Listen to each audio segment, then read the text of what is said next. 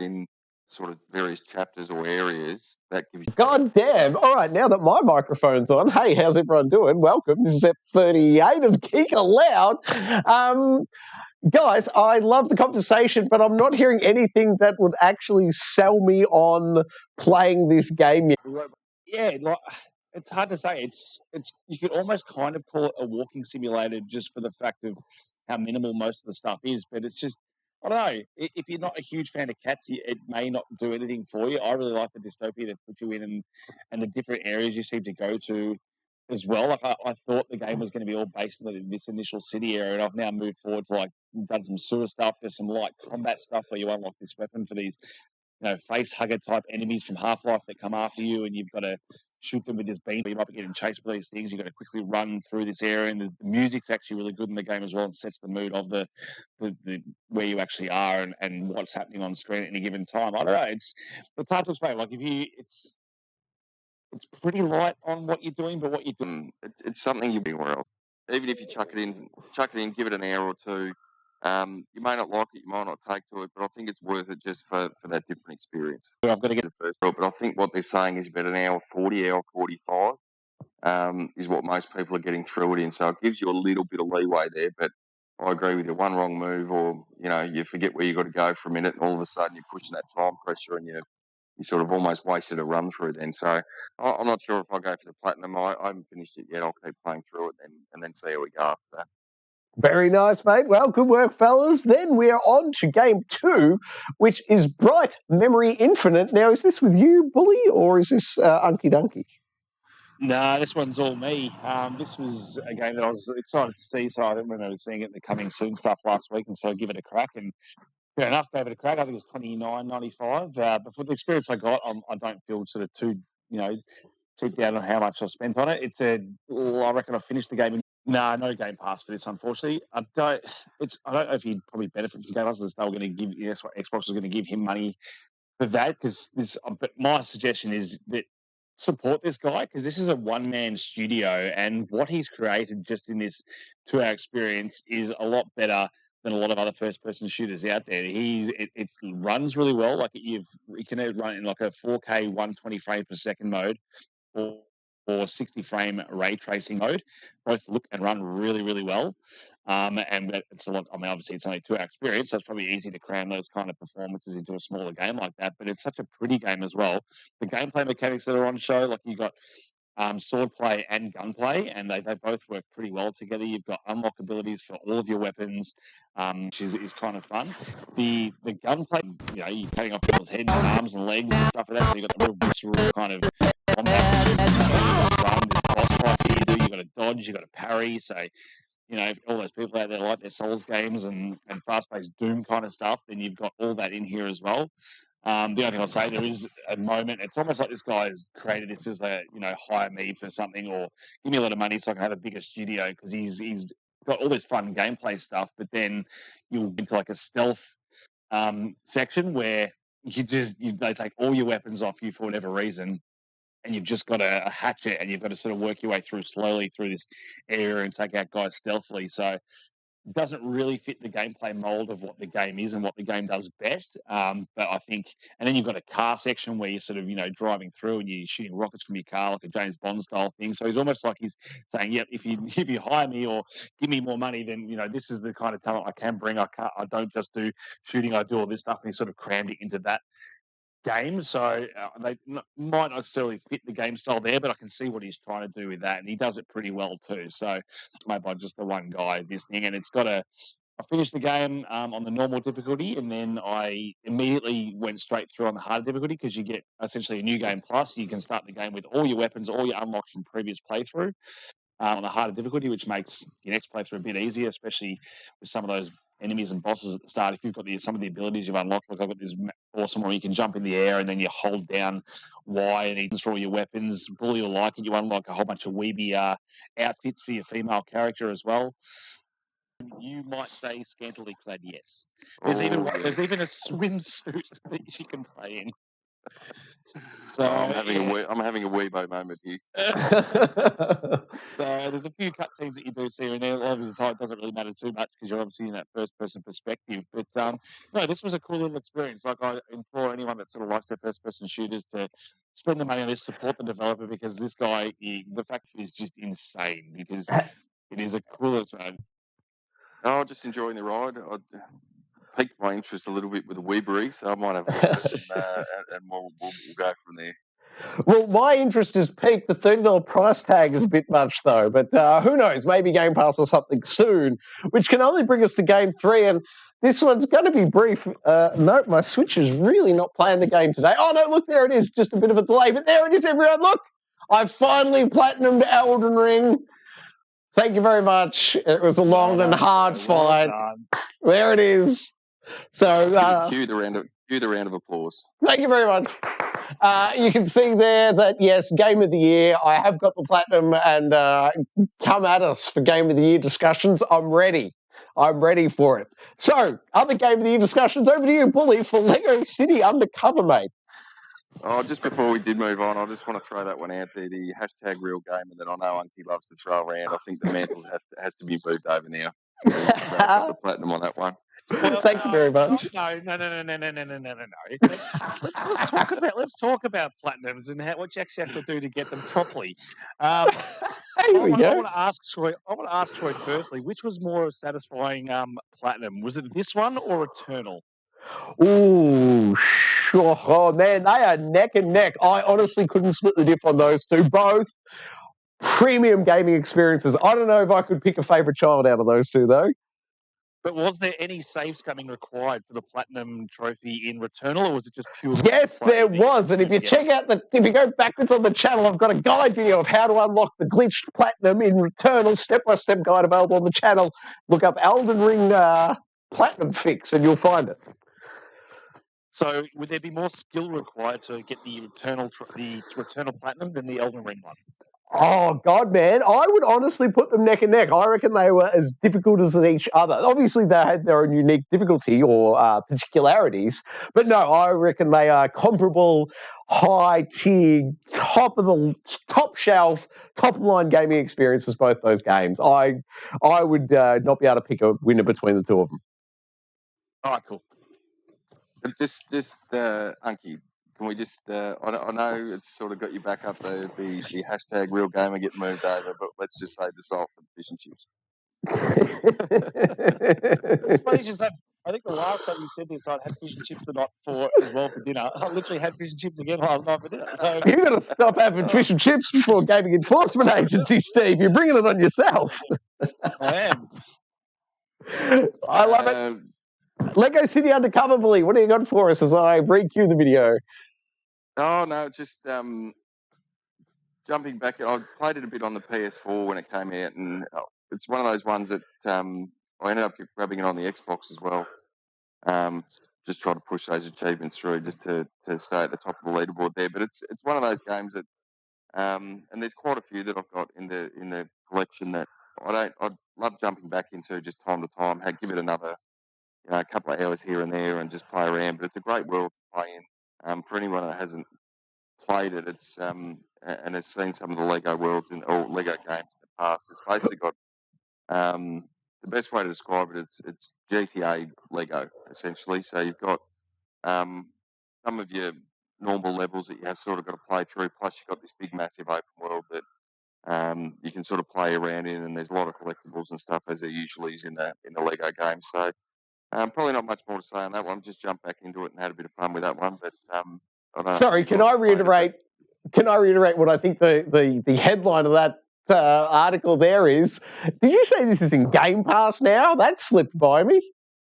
No. Sorry, I've got the PS4 digital version. I went and got the Xbox physical version. I see. So I went and got the disc and threw that in the Xbox. And played through it that way, so that's how I've played it. But I'm pretty sure Unky's played through it in the past as well. Just a bit of a fun game and a bit of mindless distraction. It is. It's a great game. It's one of those ones that I really hope they do a next-gen version of, like a sequel for this game, because I think it's one of the best uses of the Lego like franchise and the way you got different characters. It's not leaning on any like well-known franchise or anything like that. It's just doing its own thing, telling its own story with its own characters. And I think that's probably the best and most enjoyable sort of Lego game experience I've probably had. As much as I enjoy some of the other stuff with those franchises, I just really like the freshness of this. You don't know what you're getting. They lean on your buddy cop stuff and they bring in all different kinds of movies into it, which I think, it's probably my favorite way to enjoy a Lego game.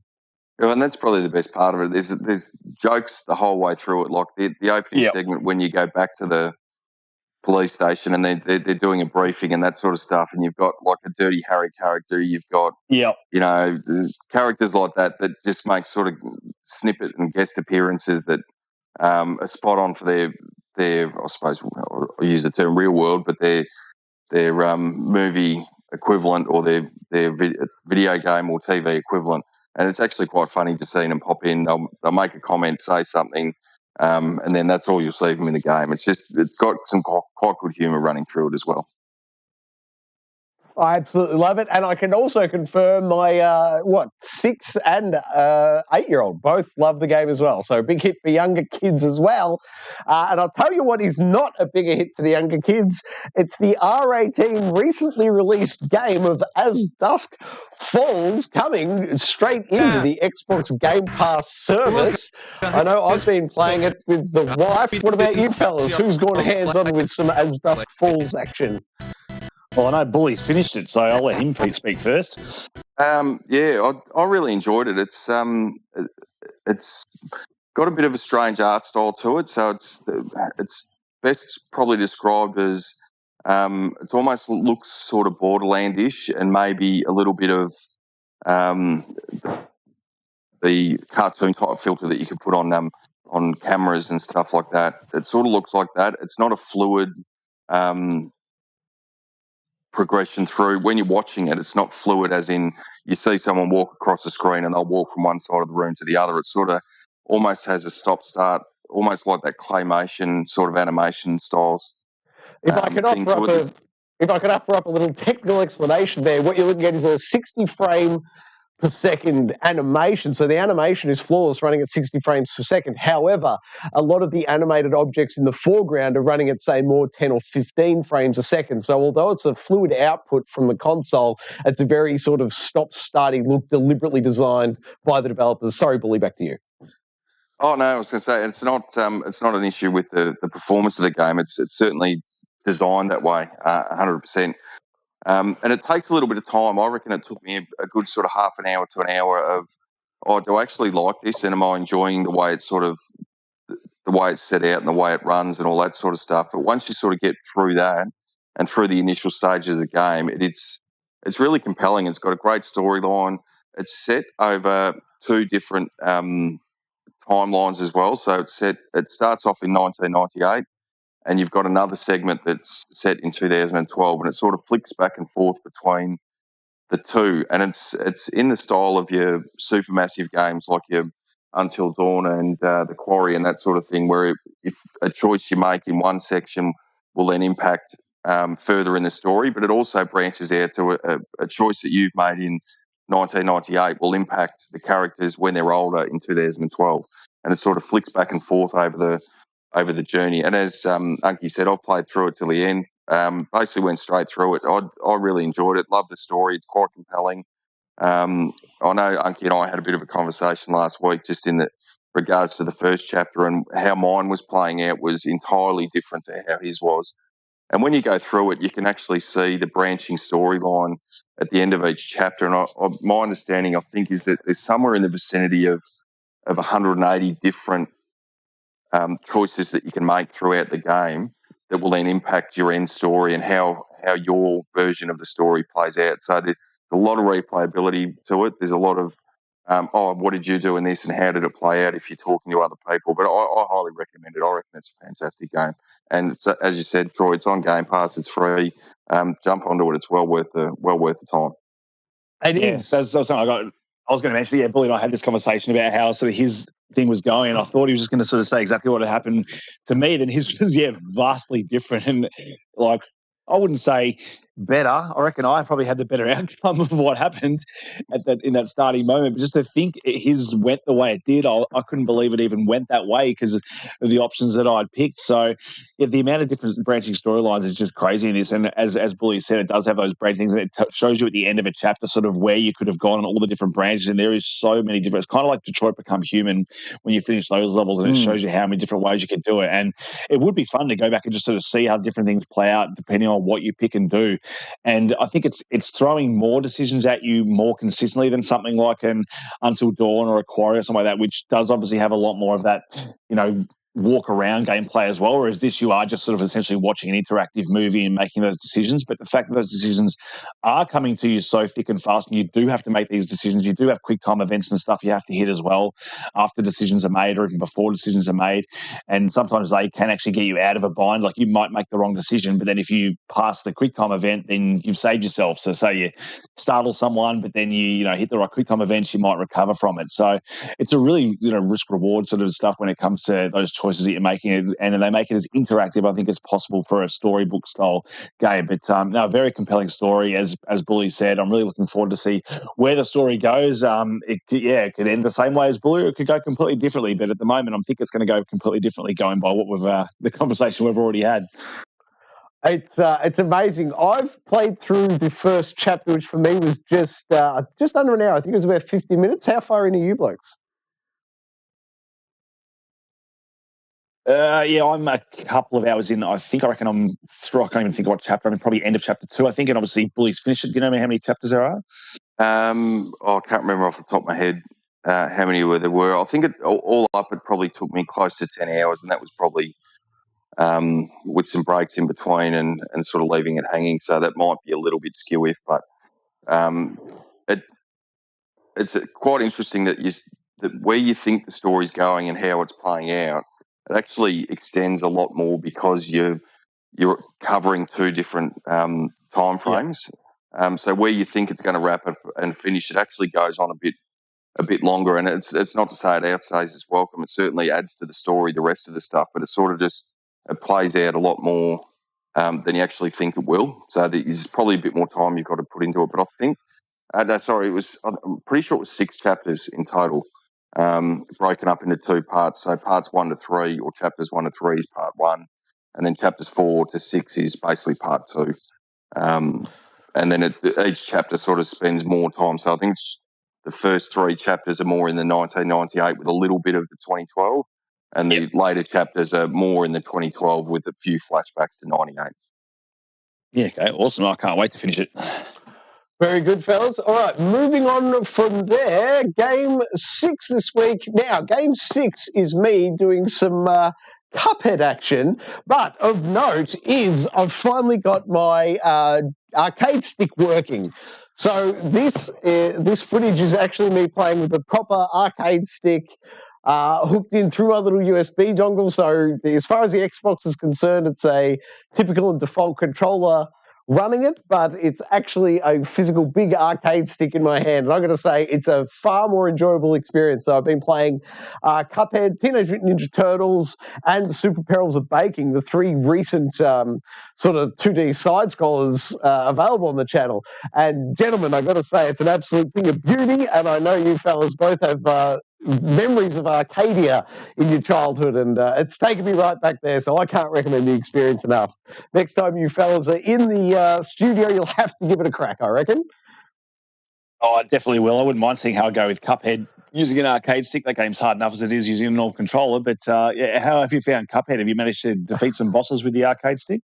I can actually move forward at a bit more reasonable pace now that I've got this the arcade stick. It really, something about it just clicks better in my head, and we can move forward a bit more easily. So I'm over the moon. Not that I'm saying I'm going to be anywhere near competitive with my platforming, but at least I won't be as poor as it was previously, I don't think. Oh, well, that's good. So that's exciting. Now I've lost my notes. I'm distracted by more technical faults as we move on, of course, to Game 7. Oh, that's me as well. Game 7 is my Switcher catching up. Hey, my Switch is playing up again. Oh, God, but that's broken. I'm going to hit the G.E.A. thing. And I'll just briefly say I've been getting back into Battlefield 2042, I want to say. 2142? 2142. Thank you, Steve. I was 100 years off. That game is finally now at a launch state. They've got the first battle passes rolling in almost, what are we, almost a year past launch. They've finally got their first season rolled out. There's a new map. The footage I have showed some cool helicopter stuff at the new level, but basically there's new stuff in there. If you liked it previously, you should go and check it out because there's still some good stuff. But that's it for our main games of interrogation. So over the overtime, and I'm going to pass it over to you, Unky Dunky. What have you got for us with your overtime this week, if you were fortunate enough to get any? Okay, yeah, so I have to concede, when Bully said that the final boss in Kirby Forgotten Lands was like Dark Souls hard, I have to agree with him now. This thing is one of the worst boss encounters I have had to fight in a long time. It's multi-tiered, so the amount of times I've thought I've finished this game fighting the last boss, and then they throw another boss at you, and then you think you've beaten the final boss, and then they throw another boss at you, and then you think that's the final boss, and then no, this is now the final boss. I'm pretty confident in saying the one I'm fighting now is the final boss, but Bull, you might be able to tell me, is there level save points in any point in that level? Because it seems like that's all one level with all those bosses, and that if I've quit out of the game on that final boss in that game, that I'm going to have to do all those 4 fights again. Am I correct? I believe so. I didn't actually get to finishing it, I'll be honest with you. I don't know whether it's so much that it's a difficult end of game boss. It's just the difficulty curve that goes from basically a 2 across the whole game to an 8 or a 9 with one section, the last section of the game. It is baffling because the game's obviously aimed at kids and stuff. So I was playing this with my little fella the other day, and we plowed through the end of the game, got to the last level, and then we've fought this boss, thought we'd finished it, and then it just keeps going, another boss, another version of the boss, and there's literally 4 versions of this final boss that you're fighting in this last level. And from what I can tell, there is no, because the way the other levels have worked, like you don't get mid-level saves, like you finish the level or you start from scratch. So I'm assuming now that he's now put a different game into his console, and we've now lost our progress up to that last boss, I'm assuming we're going to have to fight those 3 lots of those other bosses, which were not easy and took quite a while, all over again, which I think, if that's the case, poor game design, especially when it takes so long and how difficult it is. But it just feels like a waste of my time. It's like, I don't know why you would make that design choice to not break those boss fights up into separate moments if that's the way it was going to be, because as you said, that difficulty curve is just ridiculous spike at the end there. Well, that's it. I don't know I'm pretty sure you do. You're going to have to go back and fight it from the first iteration of it. But I don't know whoever's play tested through that and gone, oh, this is maybe they got to the end of it and gone, oh, we've seen enough and that'll be the end of it and we'll give it the tick of approval, because it just, as I said, it goes from 0 to 100 in the last 3% of the game, and the rest of the game is really enjoyable. It's just that last. It's really good, and even the final bosses, like, they're fun to fight. It's just the way it's set up and the difficulty of those. And as I said, especially if for whatever reason I might just jump back in after the show today and just to see if I am saving that last boss. But if that's the case, we have to then fight all those things again. That's just poor design for a very good game. Otherwise, and it completely. If it does that, I'm going to say it completely sours the experience that you've had, because up until that point, really creative, really good game. I said even the boss fights at the end are really good. It's just that design choice to put them all in one level and just ramp that difficulty up. Just, I think, very, very poor design choice. That does sound very frustrating. Not one I'll be jumping into, that's for sure. Anything else for your overtime there, mate? No, that's about it for me. I haven't had too much time to play games recently, which is very upsetting. But from what I've played this week, it's been still pretty fun. Good on you, mate. I love it. For me, my overtime this week, I've, as promised, once finishing Elden Ring, check. I'm now into Horizon Forbidden West. I've fired Aloud back up. Steve, to your point a few weeks ago, mate, the game looks and runs a heck of a lot better now that they've added a few more bits of the extra goodness via patches. It's certainly a great time to be getting back into Horizon Forbidden West. So just briefly enjoying my time there. And secondly, Steve, I jumped back into Returnal this week, and you won't believe it, mate. Guess what? The Tower of Syphilis, now 2-player. It is now. It is now multiplayer. It's the Tower of Syphilis. So, mate, at some point in the future, if you do end up getting some more time to game, mate, and you feel like playing some Returnal, let's fire up the old Tower of Syphilis is my proposal. And we'll get some more Selena on. I'm pretty sure it's the Tower of Sisyphus, not syphilis. I'm positive it's syphilis. My doctor, I'm sure that's what he said, syphilis.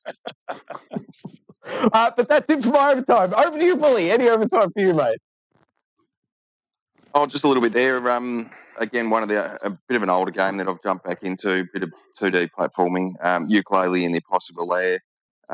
Really enjoy it.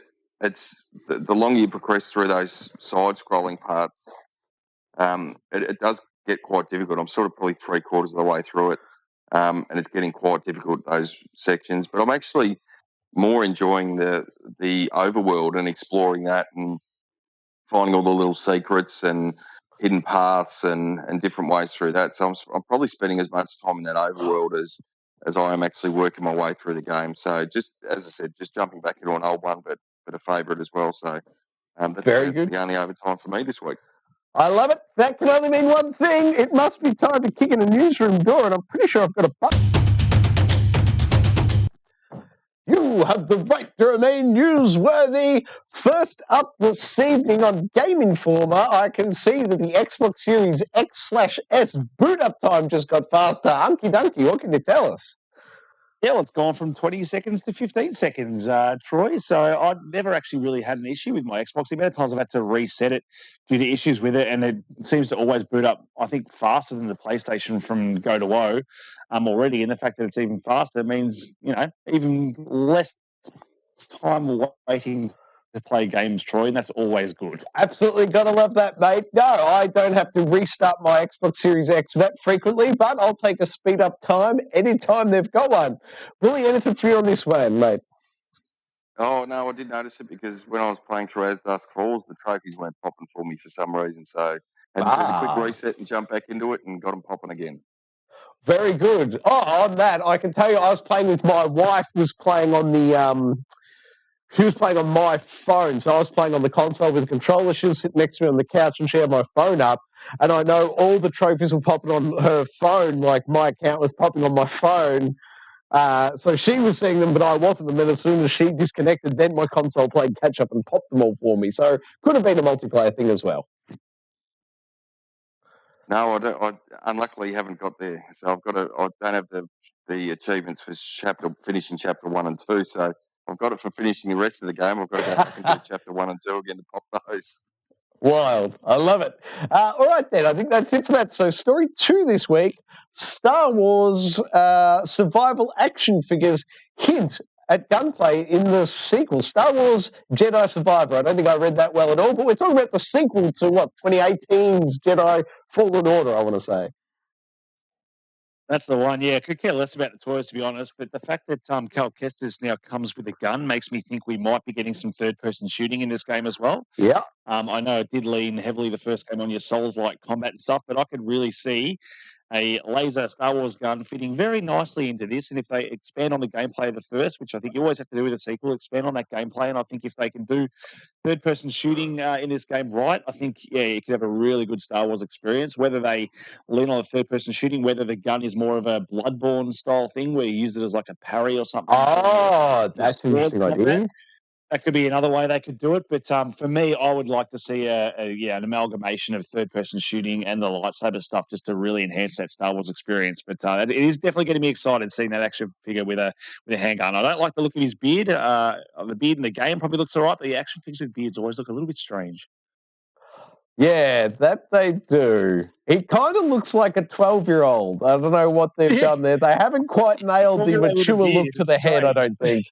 It's very odd. Yeah, very odd look. I reckon it looked fine in game, but as a toy, it looks like a 12-year-old rocking a ginger beard. It's quite hilarious. Something out of Hogwarts. All right, story 3 this week, also from Game Informer. The Last of Us remakes changes and improvements detailed in behind-the-scenes videos. Steve, now I can't work this out. Some of these headlines sound like they're talking it up, and other headlines sound like we shouldn't be parting with any money for this remake. Can you clear it up for me, Steve, please? What's the truth with Last of Us Remake? The truth is I still don't think we've seen everything they want to show of it, but I don't know whether that's deliberate because they don't have much more to show in terms of what's different. I think this was the little showcase they wanted to show of, and try and alleviate some of those, people that are saying, oh, it's not worth my money, you are actually getting a better, different experience. But for me, from what I've seen, it still looks like a very prettier version of the first one. They did go into detail about animations and all that kind of stuff, and enemy AI and, your partner's AI, they won't be walking in front of you and stuff. That, yes, does enhance the experience and make it a better experience, but how different it's going to be in terms of gameplay, I don't think a whole lot. Obviously, your shooting mechanics are going to be marginally better, but I don't think we're going to see, the expanded gameplay and stealth mechanics of Last of Us Part 2 in Last of Us Part 1, which I would have liked to see. I would have liked to see sort of slightly expanded versions of areas in the game, but from what I've seen, again, it's just prettier, better lighting, better versions of those areas in the game, which, again, if it's not broke, don't fix it. And I don't know if this game technically is for us who have played the game multiple times. It's probably going to probably going to appeal to those people that more are going to watch that HBO show for the first time, really enjoy Last of Us, and go into the store and go, oh, what I want to play? Okay, cool. I'll play The Last of Us Part 1, and then they can potentially play Last of Us Part 2, and there's going to be a sort of greater parity between the two because you're looking at a 10-year-old game versus a couple-year-old game. They're going to sort of work together as one cohesive sort of story and vision when it comes to the way those games play and look. So I think that's where they're at with it. I don't know, did any of you guys check out the I think it was like a 9-10 minute video they released this week? No, I haven't gone through it. Sorry, I haven't gone through it, but I think the issue is that there was some stuff leaked online last week, and that was almost a hastily put together sort of response to it for the criticism that they were copying. And essentially it was that. It was the stories that were going around, or the criticism or the comments online in the last week or two have been essentially that. It's a cash grab on a game that, let's be honest, yes, it probably doesn't hold up to the PS5 version of any of the games, but the Last of Us remake on the PS4 still looks pretty good, irrespective of that. I would have thought that had tied you over, but I sort of see it that way a little bit as well. You've got the show coming out. You've got a remake that I'm pretty sure nobody actually asked for and nobody wanted anyway, and that's almost the way I see it, as a bit of a cash grab. Yeah, let's be honest. Who of us is not getting this game? Me. Yeah, I'm not going to get it. Maybe in 6 or 12 months when I'm not paying full price for it. I'll tell you that right now. There's no way I'm getting a day and date, and if it drops to a reasonable price or it becomes free on PlayStation Plus, I'll go and have another look at it, but not full retail price. There is no way. That's fair. Well, we haven't heard from the whale yet this episode, but so you'll be day and date then, Unky? Yeah, I can't not. It's one of my favourite games of all time, and I will take any excuse to replay it again, to be honest. And for the fact that if you're going to play it, well, someone's going to have to play it so we can talk about it. Indeed we are, mate. Thank you for jumping on that very hot grenade for us. All right, story 4 this evening, once again from Game Informer. This time, they're letting us know that Ubisoft have cancelled all future projects. No, not quite. They've cancelled Ghost Recon Frontline, Splinter Cell VR, and 2 other unannounced games. My goodness, what has happened over there, Steve? They had a systematic headhunting from 2016 to 2020. They fired every game director they could lay their hands on, and now they've got no games of note coming out. What's happened, do you reckon? Mate, I've got no idea what's happening with Ubisoft. It's like what's catching up with them, I think, is the chasing of trends. I feel like a lot of times they chase trends and what's hot in games, but by the time the game comes out, that trend's gone, and they don't get the engagement with the game that they probably want or need to continue those games, and the live service stuff sort of hurts them. I think they've spread themselves too thin. There's a lot of games out with similar kind of stuff, and how much of your player base you're spreading across all those games. I think they lean too heavily on their Assassin's Creed franchise. It's like they put all their coins in one basket here. They're leaning on this new Assassin's Creed Infinity or whatever we're supposed to be getting, and that's where they're going. But I just don't know what's going on with Ubisoft. They used to be one of those games I used to look forward to most Ubisoft game coming out, but they seem to just keep shooting themselves in the foot at the moment. I don't know how they get away from it. It's bizarre. It's bizarre. They might need to go uncancel a few people who actually knew how to make games, I think, and maybe get the ship turned around. Hey, here's a pop quiz for both of you. Who can name me one Ubisoft game in development other than Assassin's Creed Infinite or whatever it's called? Well, apparently there's what's it called? What's it called? It's missing me. The chick's name's Jade in the game, the first one. Oh, yep. Beyond Good and Evil? Beyond Good and Evil? Yes. Mm. Oh, yeah, apparently that's still in development. We haven't heard anything from that in years, so who knows where that is. I think they were doing a new Immortals Phoenix Rising, but not setting the Greek setting. It was a different setting. I can't remember exactly what it was, but they were doing one of those as well. Yeah, okay. And then they had Avatar, which has also been delayed as well. So the Avatar games. So again, another franchise where it's been dormant for so long. Like, I don't know why you would lean into making an Avatar game when the movie's not even out yet. I'm assuming they're hoping the movie's going to do well. I think that's out the end of this year. Now the game's not even coming out in line with the movie. So that's again, that's so bizarre. Do you reckon they've held it off? Because we know they're doing 3 Avatar films. So do they just kicked it a full year to the next Avatar release, do you expect? I could see that happening. I could see the game getting cancelled or, go into that indefinite space of purgatory, but who knows? I don't know what Ubisoft's doing. Again, I think we've got that pirate game coming out as well. Skull and Bones. Skull and Bones is due out this year. So again, I don't imagine that game doing very well commercially or even critically. But yeah, all remains to be seen, I suppose.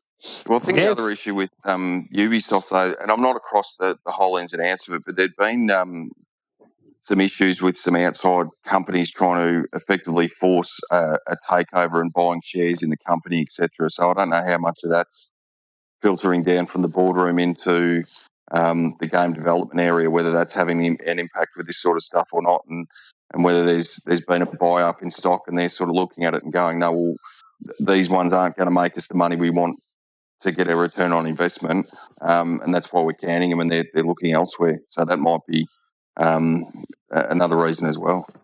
Maybe they've putting all their chips in their unannounced NFT project. Probably.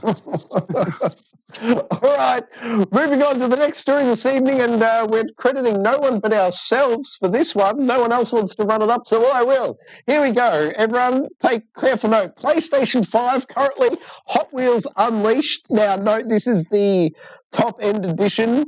What is it? Ultimate Stunt Edition, it's called. You'll see it here, 70% off, coming in at $38.98 on the Australian PSN store. Then flick over to Xbox. What have we got? Hot Wheels Unleashed Ultimate Stunt Edition, Australian dollars $51.98, only 60% off. Unky Bully, the open question, why is it, do you think, that PlayStation would have a 70% discount and Xbox only has a 60% discount? Anyone? No, I got no idea. It's very weird. Normally they're pretty on par with each other when it comes to discounts. Yeah, normally they are in parity. I have no idea what's going on here and why there's an extra 10% discount on PlayStation, but I'd love to know the answer. I don't know, unless someone's just hit the wrong number on the keypad or something. Johnny, you're fired. I don't know what's going on. Does anyone know? Was there a marketing deal with any, you would assume with PlayStation with the more severe discount, they would have been the ones with the special deal. Did they have the exclusive marketing rights for Hot Wheels Unleashed or anything of this sort? Do we know? I don't believe so, and I think they both released it on both platforms at the same time, so there was no exclusivity period. So, yeah, I don't know. It's an odd one, but I will note, while it's on screen, this game is fantastic. And for that Ultimate Stunt Edition, you're getting the first 2 years of DLC content bundled in, both of which retail for 44 yams a piece.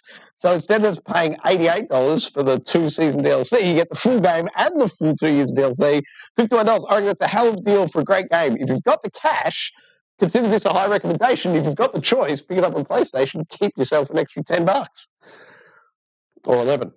All right, then the final story, another one that I haven't seen reported anywhere, so I'll ask the question. We're missing 2 flags here in the top 30 tennis players on Match Point Tennis Championship. So I'm not sure what country players 21 and 22 are from. Maybe the last names will give you a hint, but if it's unintentional, Match Point developers, you might want to patch some flags back in. I don't know what's going on there. Weird story. All right. What can that mean? I don't think they'll be rushing to fix that one. No. They will definitely not be rushing to fix that one. Maybe they're... Who will fight? Yeah, they have. Who will fight this week, Unky Dunky? Tell us things, my friend. We spoke earlier pretty fondly of the game Stray, where you play as a little kitty cat. So today's standoff is in homage to that. We've got the best game played as a normal animal that isn't human. So we've got no Banjo, we've got no Crash, we don't even have Donkey Kong. He wears a tie, he's got clothes. That doesn't make him a real animal. So first up on the list, we have Echo the Dolphin. Who remembers playing Echo the Dolphin back in the day? Not I. I can confidently say I've never gone hands-on. How about you, Billy? Only a little bit. It was one of those games that it was almost like a tech demo type of thing on the Mega Drive or the Genesis, depending on which area you're from. Looked fantastic. The gameplay didn't really go with it, though, to be honest with you. Agreed. It definitely did look good. I think it was one of those games everyone's like, oh my God, you look like an actual dolphin in the ocean. And you're like, you look back at it now and it's not quite like that. But yeah, it was definitely one of those first games where you played just as an animal. They've obviously, expanded on the experience of playing as animals since Echo. And speaking of expanding upon that, Man-Eater, one of the best games, I think, on this list. A more recent game on this list where you play as a big fat shark, and it's very satisfying. The mechanics, I think, of the shark are just done really well. The gameplay mechanics, essentially, you're Grand Theft Auto as a shark. You can come up, you can eat people, you can beach yourself briefly and take off legs and then you're back in the ocean. You're getting hunted by hunters. You've got a storyline where this guy's trying to hunt you, or I think he killed your dad or something when he was younger, and now you're out for revenge against this guy. So there's a lot more storytelling when it comes to this guy, and it's a really enjoyable game to sort of swim around as this shark and evolve as you go, and you get sort of, I wouldn't say more abilities, but you become bigger as a shark. You can update your teeth and the way you look and stuff. But no, very enjoyable game as a shark. Have any of you guys picked up Man-Eater? I know. Oh, sorry, Billy. Go, mate. Sorry, Troy, go. No, you go, Troy. I've got it on both consoles. I believe PlayStation Plus gave it to us free at one point, and Xbox Games with Gold, I think it was, gave it to us free at one point, but I've played it nowhere, so I have no idea. Billy, over to you. It's on Game Pass as well, but I got it on the PS4, and then got it in the early days of the PS5. I played them on both the PS4 and the PS5 version. I love it. It's probably 15 odd hour game. As Unky said, you start off as a tiny little shark, and you can only eat little things. The more you eat, the more you level up. The bigger you get until you become this massive great white. You can get I think it was described once as a shark PG, because you level up and you get your you can get access to different things. You can get better fins that can help you swim faster or jump higher out of the water. You can get different attack through your teeth that will then have be better against biting into boats to get the guys that are chasing you, or do you want the teeth that will attack the humans better and all that sort of stuff. I really love mechanics of it. Obviously, I played it through twice till the end, but just a fun little game. It's not perfect by any stretch of the imagination. It can there's various sections of it that you can get a little bit monotonous as you're sort of working through each of the different objectives you've got to get. But I thoroughly enjoyed my time with it, I reckon, and especially, as I said, it's on Game Pass. I reckon it's well worth checking out, throwing in 10 or 15 hours into it. You'll work your way through most of the story and probably most of the achievements as well with it. And, yeah, great little game, I think. Yeah. So compared it to G.E.A, it's probably more likely the Saints Row version of a shark game, I'd say. And it's quite funny as well. It's set up as it's like a documentary almost. Yes, that's right. They're following the captain of this ship who's out to hunt you down because you've bitten off his arm, and then as you work through it, it uses that documentary type thing to say, "Oh, this is how the shark's developing," and it's got a narrative over the top of it describing what you're doing and what's happening and all that sort of stuff. I can't recommend it enough. I reckon it's fantastic.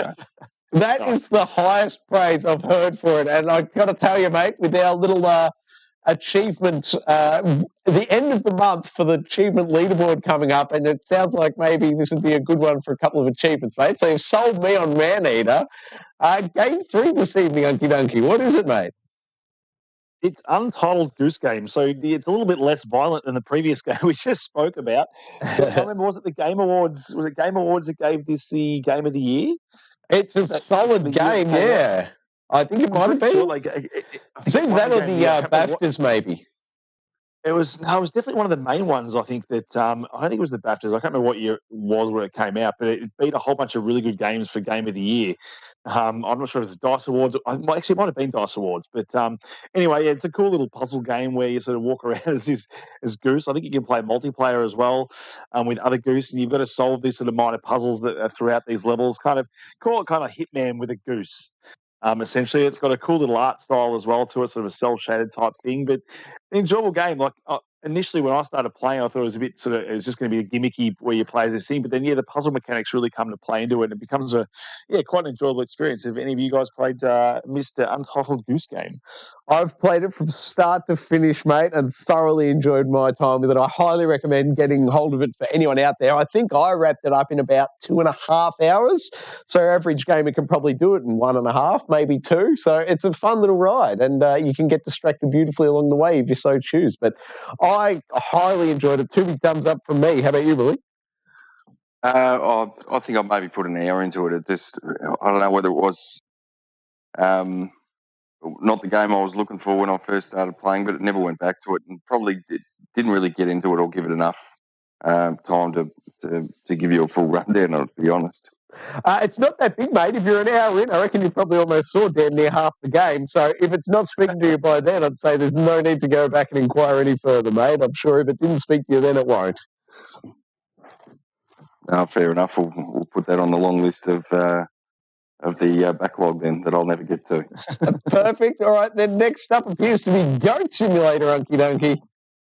This is one of those stupid games that I didn't play for so long, but then when I started playing, I have to admit I did get into it briefly and find it quite amusing with some of the stuff this goat can do and the stuff he does. It's definitely not a game for a long time, but it's definitely a fun time. I'm assuming you guys have gone hands-on. I know we're getting a sequel, which I'll say sequel, but the next one coming out apparently is Goat Simulator 3. But I'm assuming you guys have gone hands-on with this. Hey, mate, with Final Fantasy's legacy of crazy names, you can't tell me them going from Goat Simulator to Goat Simulator 3 is not par for the course. No, you're probably right there. But I'm a big fan of Goat Simulator. I've put maybe 3 hours, 4 hours into it, but I reckon my boys have probably put 10 hours apiece into it. Young kids absolutely love this game. It's available in Game Pass. If you've got young kids in Game Pass, it's a marriage made in heaven. Bully, any thoughts? Oh, I gave it 5 minutes and never again. It was ridiculous. It's not my cup of tea in the slightest. Fair enough, mate. Fair enough. I might be the lone enjoyer then of that game. Finally, this evening, what's the final entry in tonight's rundown or today's rundown, please? It was Dog's Life. Again, this is one of those ones like, G.E.A. with a dog, where you got to sort of run around as this dog, and I think you could play in first person or third person. You went your third person mode to sniff out certain things and go on leads and stuff. I can't remember a whole lot of the game. I do remember enjoying it a lot. I actually remember it selling quite well when I worked at EB Games back in the day as well. But it was one of those ones, you literally just put you in the life of a dog, and obviously Dog's Life. It's the dog version of Stray, essentially, except, far less pretty. Obviously, I think it was a PS2 game back in the day. But would you think there's more or about the same amount of moment-to-moment gameplay available? It's hard to remember. I do remember enjoying it though a lot, but I was a kid obviously when it came out. So, and the mechanics and stuff, I think I remember them being quite good back in the day for being a dog. But if I had to pick a game to play out of those two, I'm probably playing Stray. Just obviously it's shiny, it's new, and obviously mechanics have come a long way. So I'm putting my hand in the cat ring for now, even though I'm more of a dog person. Very good, mate. I love it. Well, that's it for the nominees for this week. I'll kick off first, I reckon, with Bully's fantastic rundown. My chips this week are all in the Man-Eater Square. What about you blokes? Well, I think 2 platinums later, you know where I'm sitting. I think so too. And to speak to this list, it's very